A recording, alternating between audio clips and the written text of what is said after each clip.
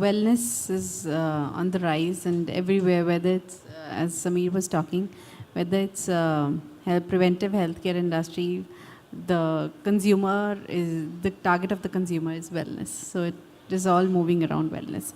So now coming to Samir Srivastav, who's the CEO of JCB Salons, and they're running chain of salons in West, and as Nanihal just told, that it's a premium category. So as I was discussing with him outside, they have they're not present in Delhi yet, but they have clients flying to Mumbai to get the services. So just wanted your highlights on that. What kind of opportunity do you see in premium salon industry? I was introduced, my name is Samir. I am the CEO for a French chain of salon brands in India. Worldwide, we have about 350 salons. India, our business started about 7 years ago. Even before I joined the company, I didn't know how to pronounce the name, but now I know because I'm the CEO. So it's called Jean-Claude Biguine, French name. Currently, we are in Bombay and Bangalore. About 14 centers between Bombay and Bangalore. I think I worked in another industry, which is Kaya, which I'm sure all of you know. I used to run Kaya earlier. I personally feel with the kind of disposable income, with the kind of exposure that the Indian consumer has today, there's clear opportunity for luxury business to operate and succeed. There is aspiration. As long as there is aspiration in human beings, as long as I want to someday buy a Mercedes, like my friend was saying, or I want to carry a Louis Vuitton bag, businesses like us will always continue to survive, right? Some of the advantages that we associate with the international business are, unlike India, the expertise angle is very, very high in international brands. So just like a doctor goes to medical school for 4 years and then does post-graduation or before he can actually come and become a doctor and give a prescription, our hairdressers, which are there with us, have to necessarily go 4 years of training. That's how important it is. The European hairdressers go to school for 4 years. They are not allowed to even shampoo a hair, or not forget about cutting a hair, before they graduate from school for 4 years. So that's how in-depth and how much the expertise angle is inbuilt into the international brands. And that, I feel, is, there is clearly a set of customers who's willing to pay for that expert service. Today, our top style directors, their prices are 3,500 rupees plus taxes for a haircut. And we are busy all the time.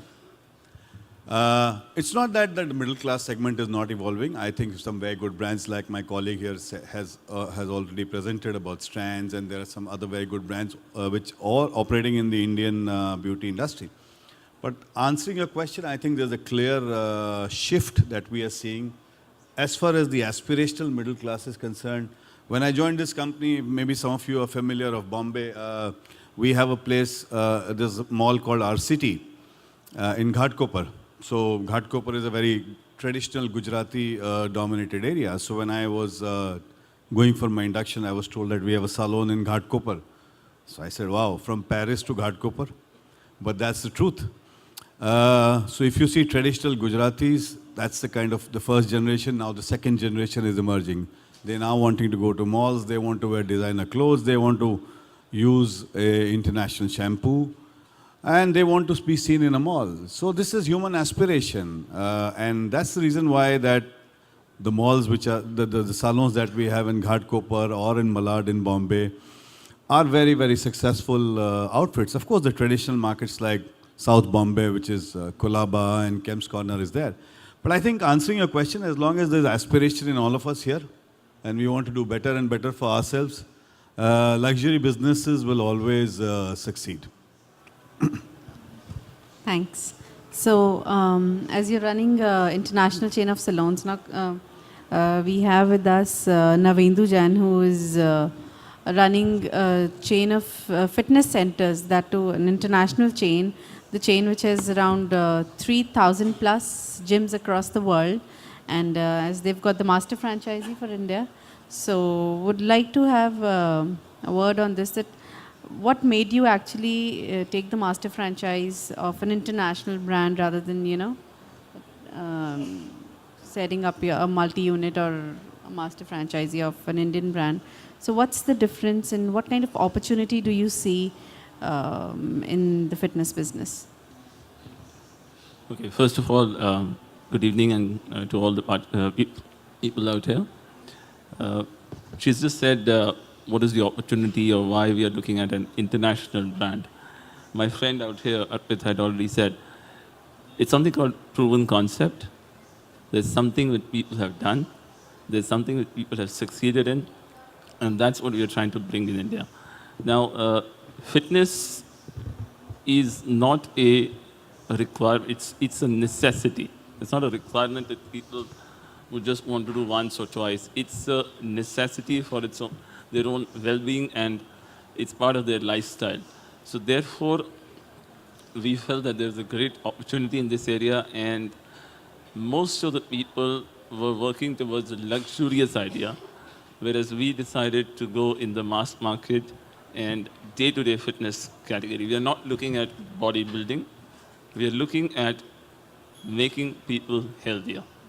So there's a great deal of job satisfaction. There's a great deal of returns also, combined with working in industry which is growing at a very fast rate. So that was the basic reason. And we are looking forward for adding more centers and more across India. In fact, our first franchise was in a city called Bhuj, which is probably tier 3 or tier 4 city.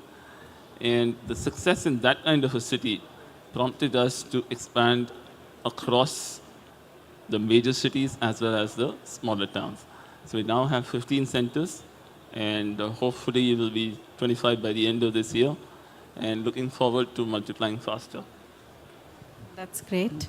So as you've just spoken about the location factor that and the city that you've opened your first center in Burj.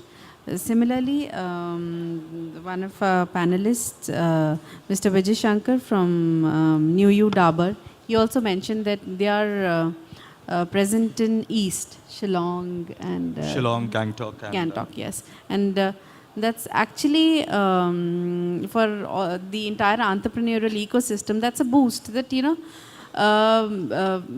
the franchising business model is actually helping the perspective in young entrepreneurs to start their business even in tier 3 and 4 towns. So just wanted you to let the audience know that what kind of opportunity you are offering. And another question which I have to you is that being such a big brand with such an established name with you, Dabur, why there is so much of the expansion is still conservative? So Well, we are not exactly conservative. Okay. What we try to do is to ensure that everything which we do benefits the population at large, right? So we are a health company, we are a beauty company. We entered into the franchisee model somewhere middle of last year, and we have added close to 12 odd stores. The first thing which we do is ensure that it's a mutually beneficial partnership. So whatever I do to ensure, my locations are profitable, I do the same kind of studies for a franchisee location. So that's where, we are going a little slow.